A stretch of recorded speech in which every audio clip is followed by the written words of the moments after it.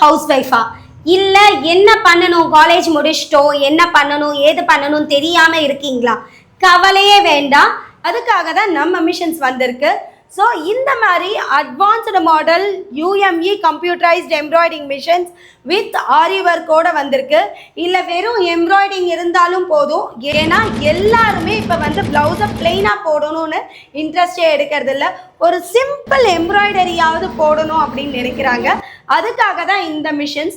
நம்ம ஜஸ்ட் ஒரு 5 to 10 மினிட்ஸில் நம்ம ரன் பண்ணிட்டா போதும், செட் பண்ணிட்டா போதும், மிஷினே ஆட்டோமேட்டிக்காக ரன் பண்ணும்.